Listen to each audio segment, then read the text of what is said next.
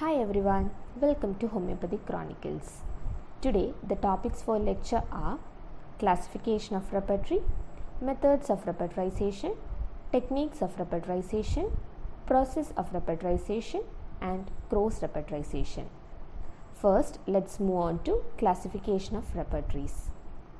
Today, homeopathic world is enriched with more than 200 repertories.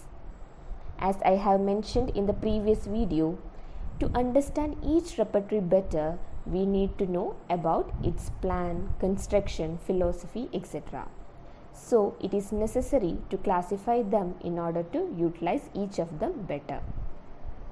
We can classify repertories based on with philosophy, no philosophy, clinical repertories, card repertories, and mechanically aided repertories. Let's see each of them in detail with examples of most frequently used repertories.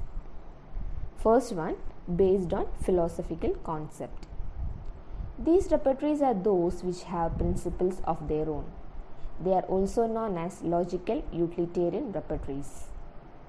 After case taking, we must select a repertory which suits that particular case.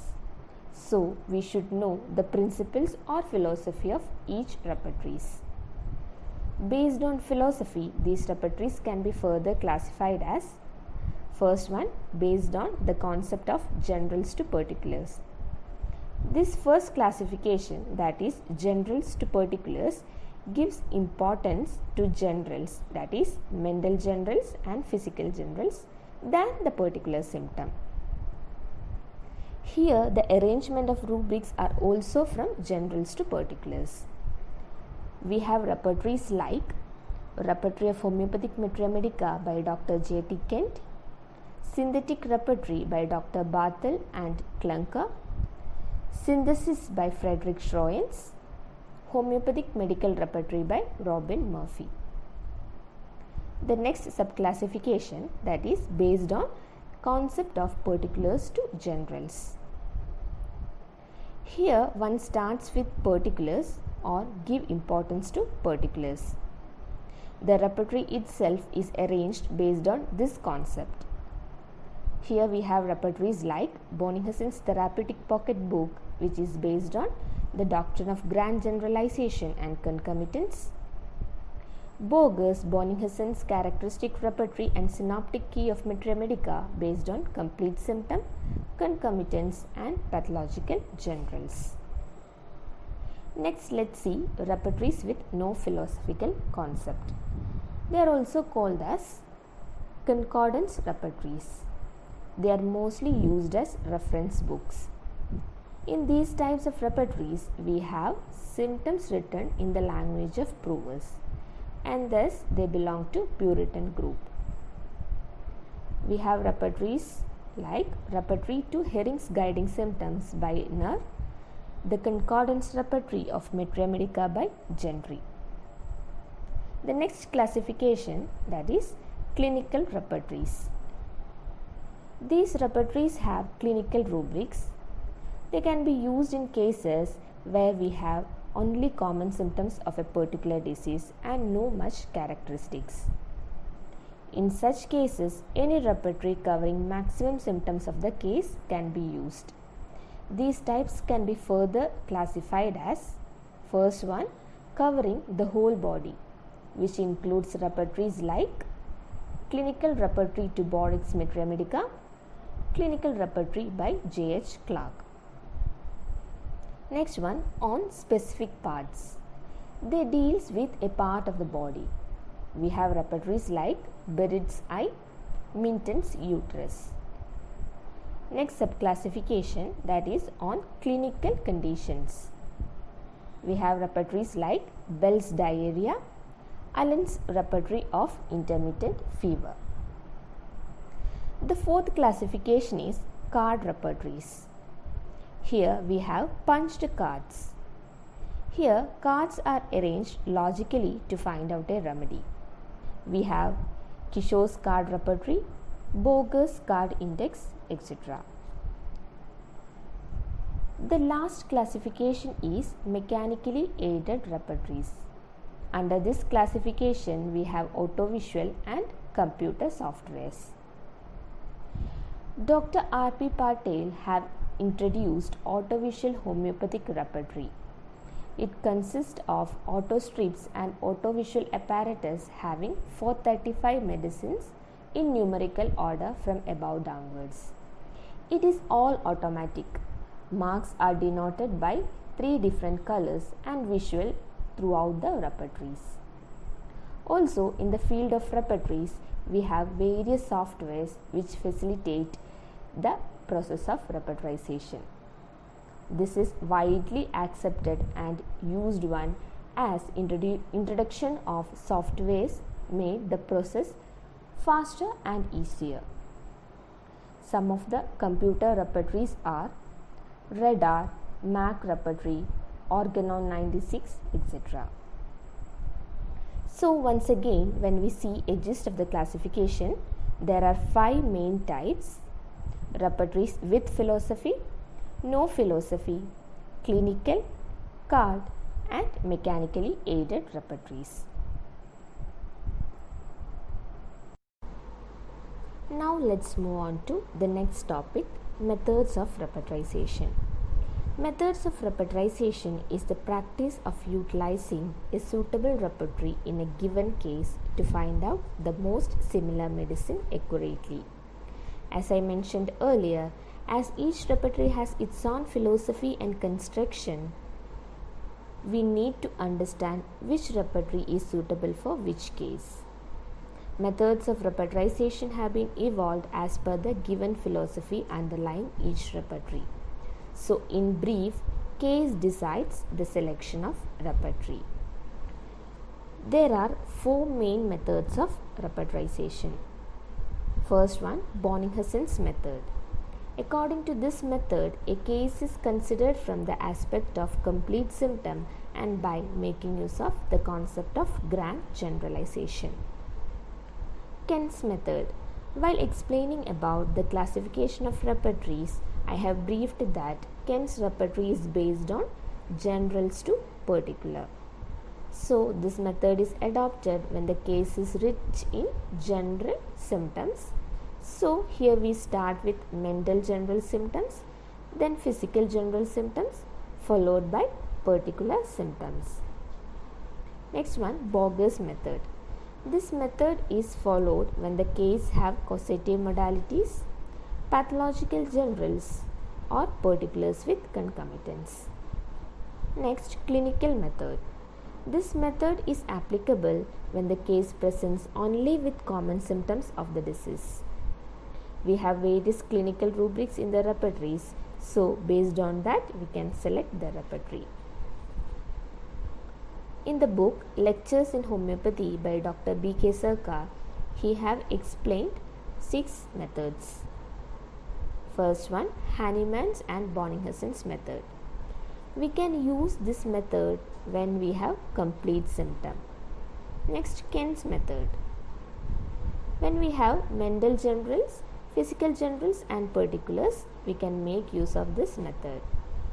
Third method, this is applicable to those cases where mental general symptoms are lacking. We can make use of physical general symptoms and particulars. Fourth method, here both mental general symptoms and physical general symptoms are lacking. So, selection of remedies are mainly based on striking peculiar symptom. Fifth method, we make use of this method when we have only common symptoms. We can also make use of patient's personal history, family history, temperament, constitution, etiological factors, etc. Sixth method, here nosological terms are selected as main headings. Next topic, techniques of repertorization. Techniques of repertorization are ways to work out a case with the help of a repertory. This includes plain paper technique, which is an old technique, repertorial chart or sheet technique, using cards, thumb finger technique, using computers, coin plane technique, and auto-visual technique. First one, plain paper technique. In this technique, all the rubrics are arranged according to the order of importance and all the medicine capable of producing such symptoms are listed against them with the grades. Then common medicines which cover all of them is encircled and its weightage is noted. Then later referred in Metromedica to confirm the medicine.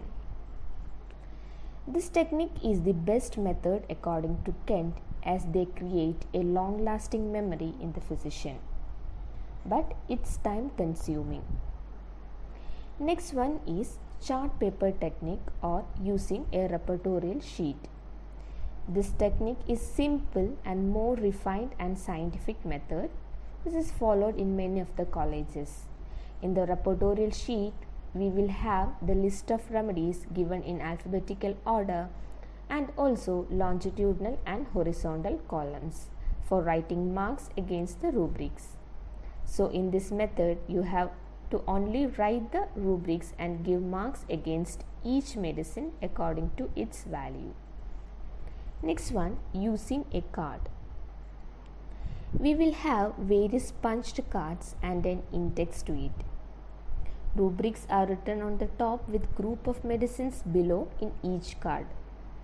Only selected rubrics and remedies are taken in making a card repertory. Punching of remedies are done in the card according to the rubrics in which the remedies are there in Kent's repertory or therapeutic pocket book. Guernsey is regarded as the father of card repertory.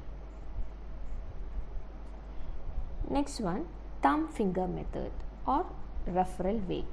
This technique is adopted when we need to refer quickly to some symptoms. Reference can be made using books, computer softwares, etc. During the busy practice, it is very useful. Next one, using computers. This is the widely used technique by many of the physicians. We can find out simillimum in no time as the calculation of marks is done by the softwares. Next one, coin playing technique. This technique is interesting and economical compared to other techniques. We have different coins and the remedy is selected after rearranging the coins on the board. Next one, auto-visual technique.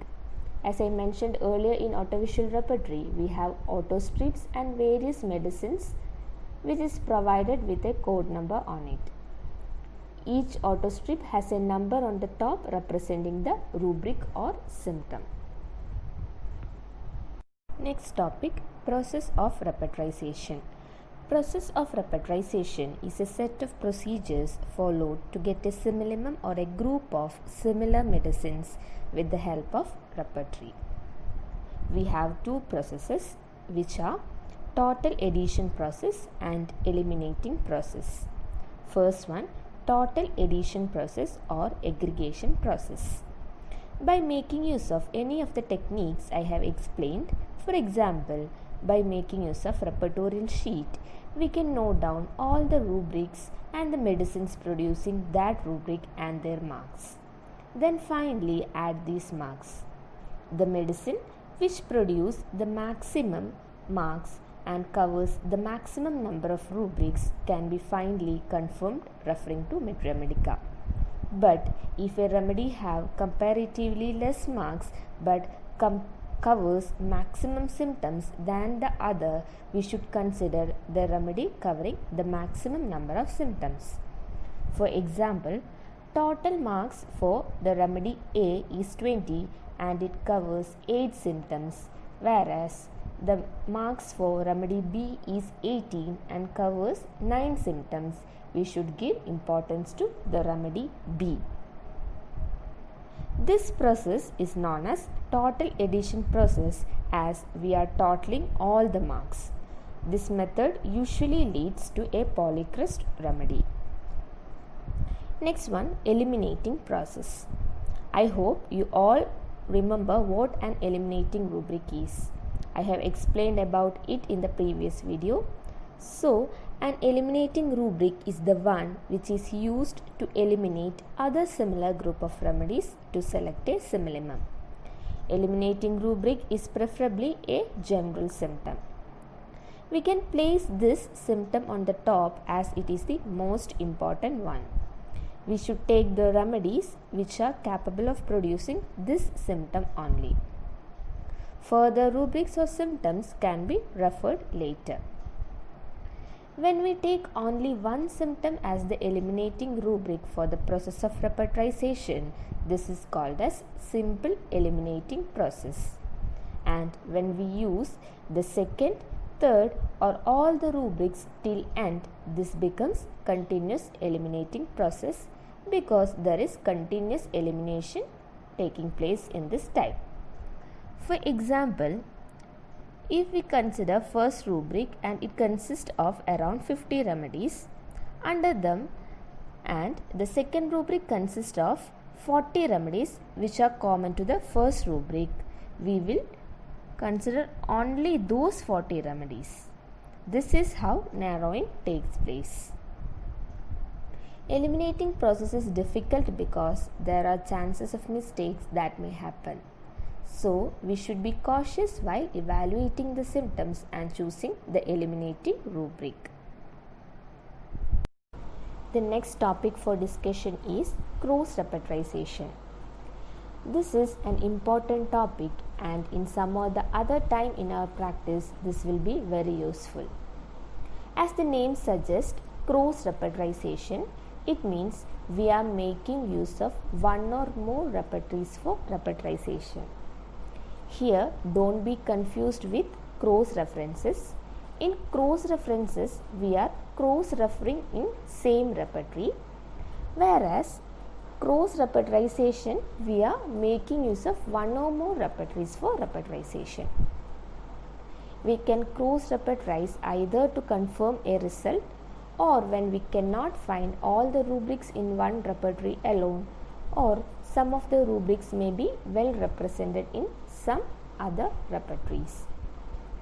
Basically, there are three methods of cross repertorization, which are using one totality, rearranging totality, and integrated method. First, let's move on to using one totality. A case is selected for repertorization through any one repertory. We make use of the same totality to refer other repertories. Now you will be thinking that I am contradicting my statement, as I have previously stated that case defines a repertory. So how can one totality be used for all the repertories? The answer for this is that we are making use of this method of cross repertorization to confirm the oneness of repertory. In whichever repertory you repertorize, you will get similar group of remedies in the end. Next method, rearranging the totality. Here we rearrange the totality according to the philosophy of the repertory. But we should make sure that the case selected should be having a wide dimension. The third method, integrated approach. As I said earlier, you will surely make use of this method during your practice.